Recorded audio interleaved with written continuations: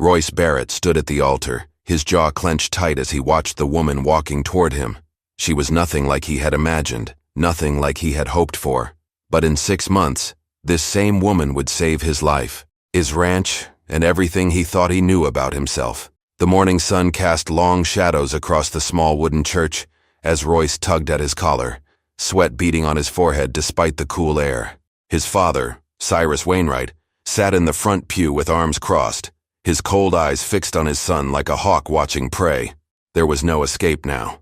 The debts were too high, the creditors too impatient, and this marriage was the only way to keep the Barrett ranch from being seized. Magnolia Voss moved slowly down the aisle, her simple brown dress rustling with each step. Royce's stomach twisted as he studied her round face and heavy frame. This wasn't how he had pictured his wedding day. He had dreamed of marrying someone beautiful, someone who would make other men envious. Instead, he was being bound to a stranger whose father owned the land adjacent to theirs, land that came with water rights worth more than gold in this drought-stricken territory. "Breathe, boy," he whispered to himself, his hands trembling slightly. "It's just business, nothing more." But as Magnolia approached, something unexpected happened. She looked up and met his eyes directly.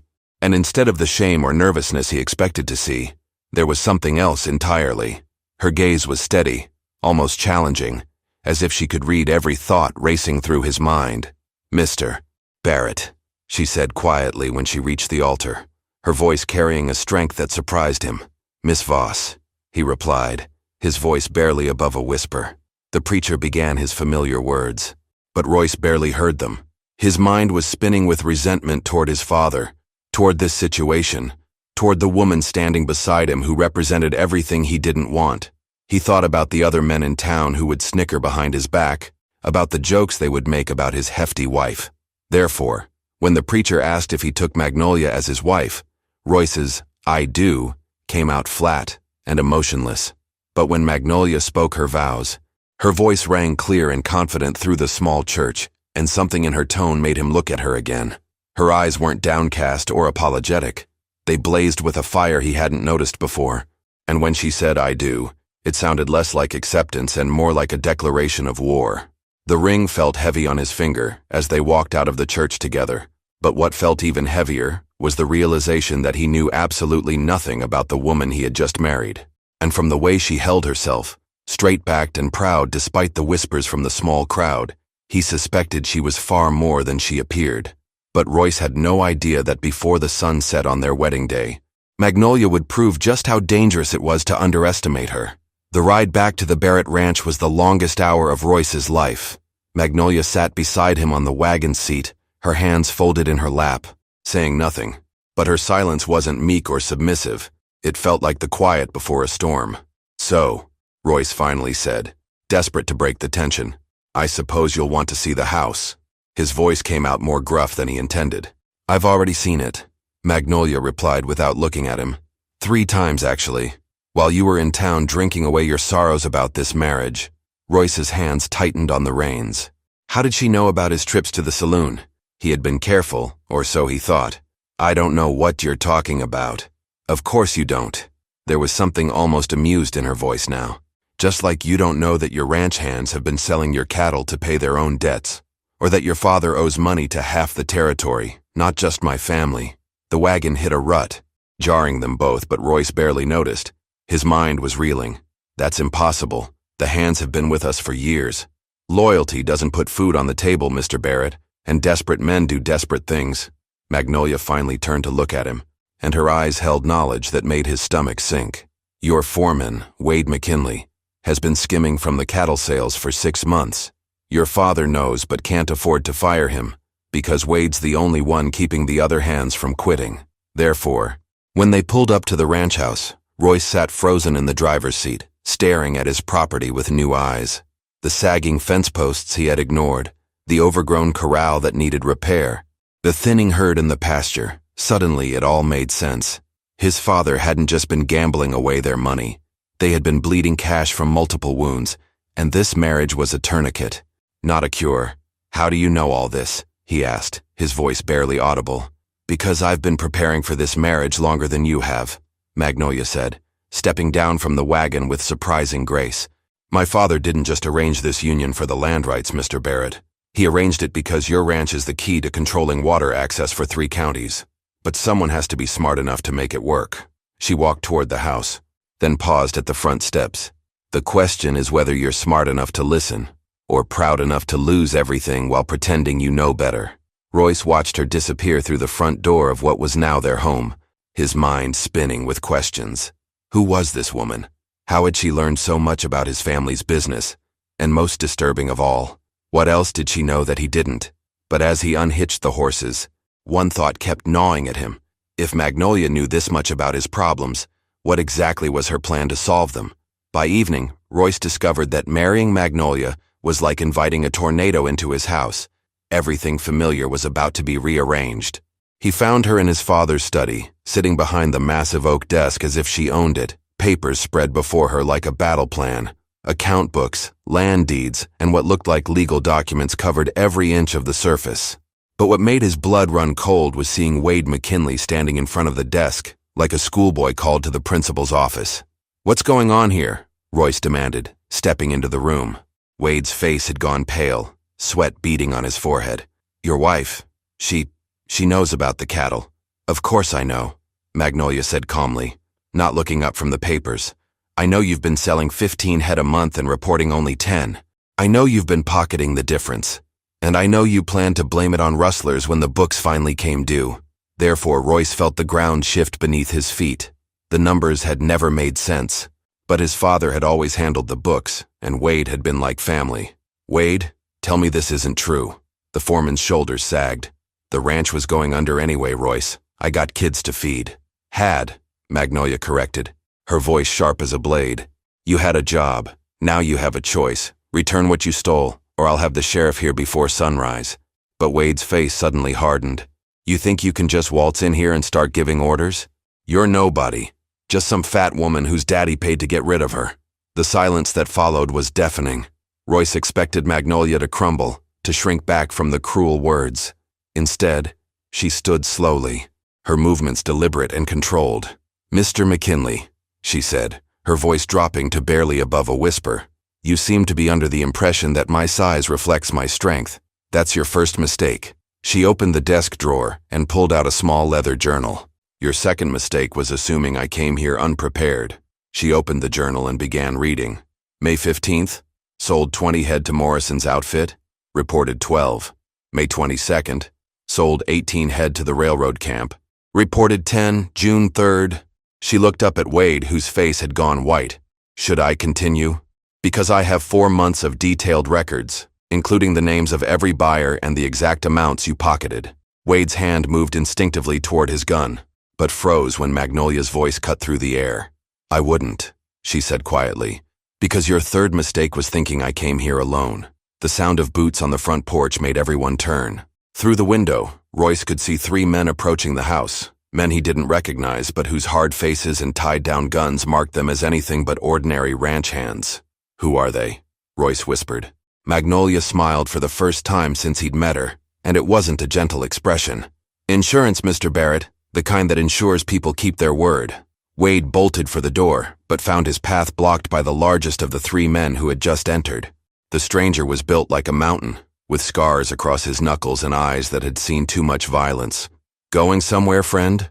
the big man asked pleasantly. But what happened next would teach Royce that he had married far more than just his father's solution to their debts. The confrontation lasted exactly 3 minutes. Wade McKinley, faced with 3 armed men and a woman who knew every detail of his thievery, crumbled like a house of cards in a windstorm.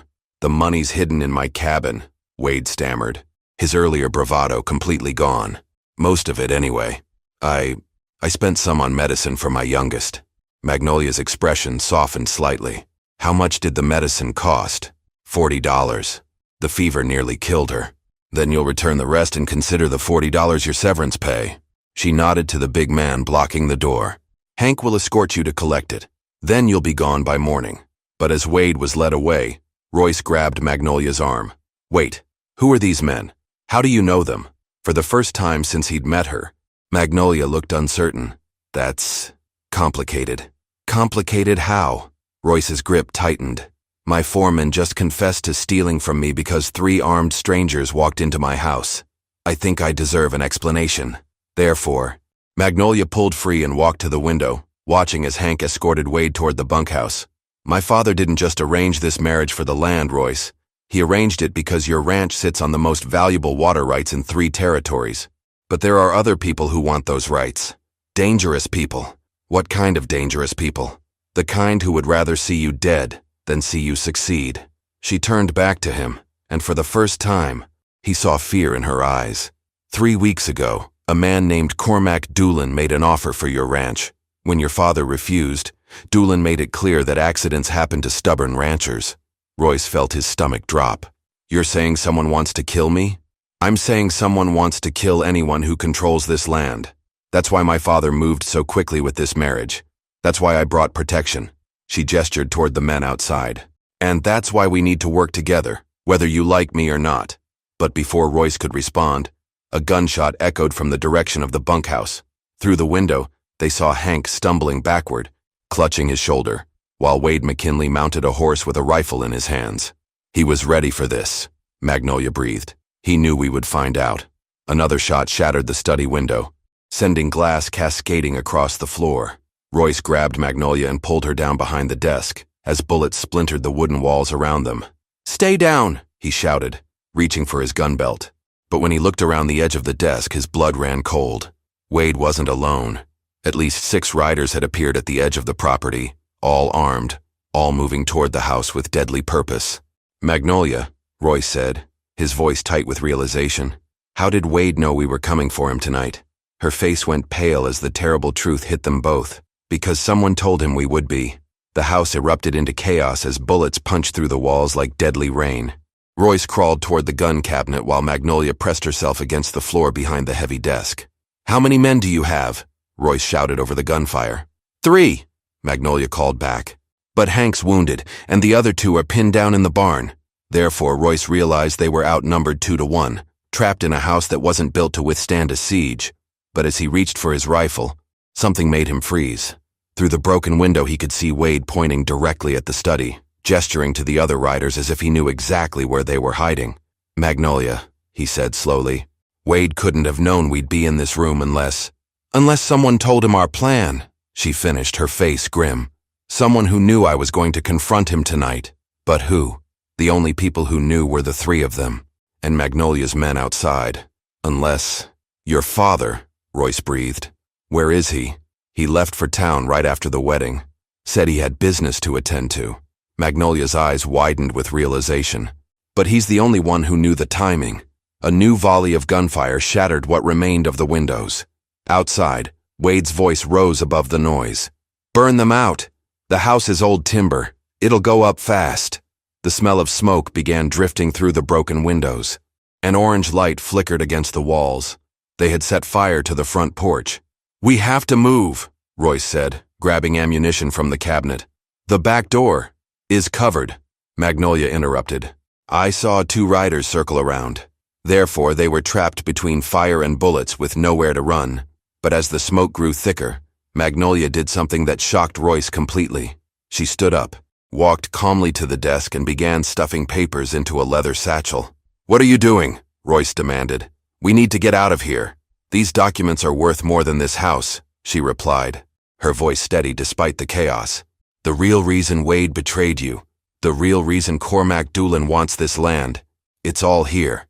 She pulled out a map covered in red markings and legal notations. "This isn't just about water rights, Royce. There's a railroad coming through this territory. Your ranch sits directly in the path of the proposed route. Whoever owns this land will be rich beyond imagination." But before Royce could process this revelation, the front wall of the house exploded inward as burning timbers crashed through the room. The fire was spreading faster than they had anticipated, and the smoke was becoming deadly. "The root cellar," Royce grabbed Magnolia's hand. "There's a tunnel that leads to the barn." They ran toward the kitchen as the ceiling began to collapse behind them. But as they reached the cellar door, Royce heard something that made his blood freeze. His father's voice calling out from the yard. "Royce! Son, are you in there?" Cyrus Wainwright had returned, and from the tone of his voice, he seemed genuinely surprised by the fire. The root cellar tunnel was older than Royce remembered, the wooden supports creaking ominously as they crawled through the narrow passage. Behind them, the sound of the burning house grew fainter, but ahead lay the unknown danger of whoever might be waiting at the barn. "Your father sounds genuinely surprised," Magnolia whispered as they moved through the darkness. "Then who warned Wade?" Royce asked. But even as he spoke, a terrible possibility was forming in his mind. They emerged into the barn to find Hank sitting against a hay bale, his shoulder roughly bandaged, but his gun still in his hand. The other two men, whom Magnolia introduced as Frank and Cole, were positioned at the barn doors, watching the burning house. "Ma'am," Hank said when he saw them, "we got a problem. That foreman of yours, he knew exactly where we'd be positioned. Knew about the tunnel, too." Therefore, Royce felt pieces of a puzzle clicking into place, forming a picture he didn't want to see. "Magnolia, who else knew you were coming here tonight? Who else knew your exact plan?" Her face went pale in the flickering light of the fire. "Only my father." "And—" She stopped, her hand flying to her mouth. "And who?" "My father's business partner. The man who helped arrange all the marriage details, who knew about the railroad survey, who had access to all the financial records of both our families." Her voice broke. "Ezekiel Marsh, my own father." The betrayal hit her like a physical blow. Her father hadn't just arranged this marriage to save the Barrett ranch. He had arranged it to destroy it. But why? Outside, Cyrus Wainwright's voice grew more frantic. "Royce, the house is lost. But if you're alive, answer me." "He's not part of this," Royce realized. "My father really doesn't know." But before they could decide whether to trust Cyrus, Frank called out from the barn door. "Riders coming! At least 10 of them, and they're not here to help fight the fire?" Through the barn door, Royce could see torches approaching across the darkened ranch land. But these weren't concerned neighbors. They rode in formation, weapons ready, moving with military precision. "Cormac Doolin," Magnolia breathed. This was all planned. The marriage, Wade's theft, the confrontation tonight, it was all designed to flush us out so Doolin could finish this. Therefore, Royce understood that they had walked directly into a trap that had been months in the making. His marriage to Magnolia hadn't been a solution to his problems. It had been the final piece of someone else's plan to destroy everything he owned. "Your father sold us out," he said, though the words tasted bitter. "But why? What does he gain from our deaths?" Magnolia's face hardened with a resolve Royce was beginning to recognize. "Everything. With both of us dead, he inherits my portion of the land deal and gets to sell water rights to Doolin without interference, plus whatever Doolin promised him for delivering your ranch." But as the riders drew closer, Magnolia reached into her satchel and pulled out something that made Royce's breath catch. It was a second map, one she hadn't shown him before, covered in different markings and signed with official seals. "What is that?" "Insurance," she said grimly. "And the real reason my father wants me dead tonight." The second map showed something that changed everything. Railroad routes, water rights, and land ownership, but with one crucial difference. This map bore the official seal of the territorial government and was signed by the railroad commissioner himself. "This is the real railroad route," Magnolia explained quickly, as the sound of approaching horses grew louder. "The one Doolin and my father don't know exists. The railroad isn't coming through your ranch, Royce. It's coming through the valley 3 miles south, through land that becomes worthless without access to your water rights." Therefore, Royce realized that everything, the threats, the marriage, the planned destruction, was based on false information. But if Doolin knows the real route, he doesn't. Only 3 people have seen this map. The railroad commissioner, myself, and now you. Magnolia's eyes blazed with determination. "I've been playing a longer game than anyone realized, including my father."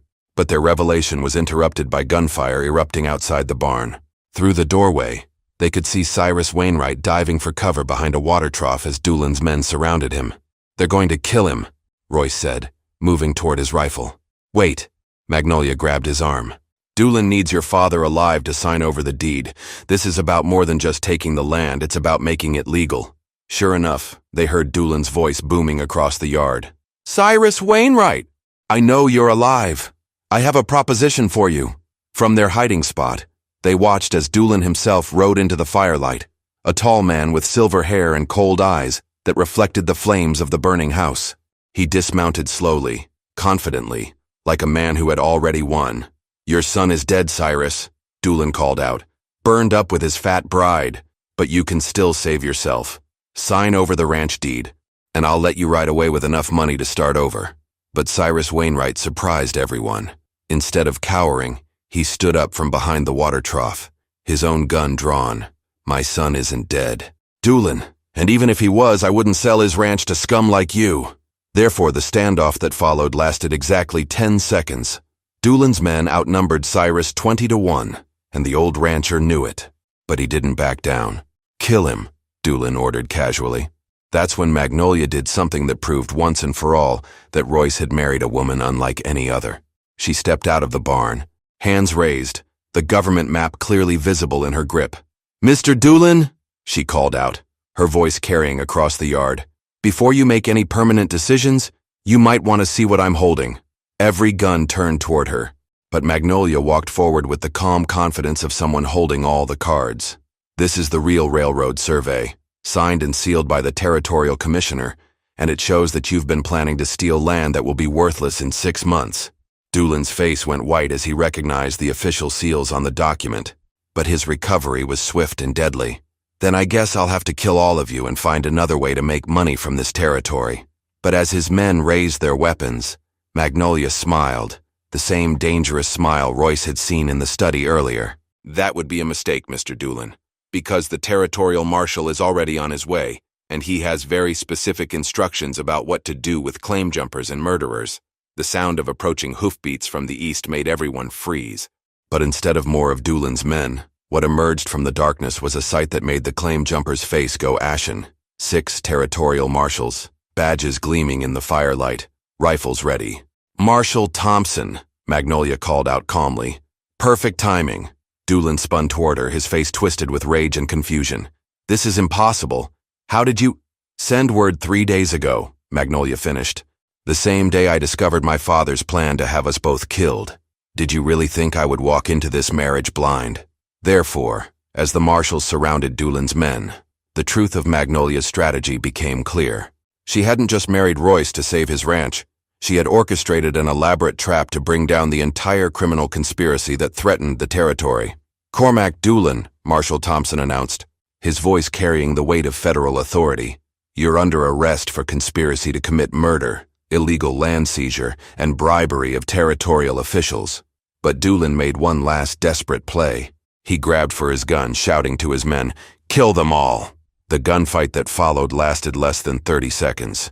Doolin's hired guns, caught between the marshals and Magnolia's men, surrendered quickly when they realized they were outmatched and legally outgunned. Doolin himself took a bullet in the shoulder when he tried to shoot Marshal Thompson, ending his threat permanently.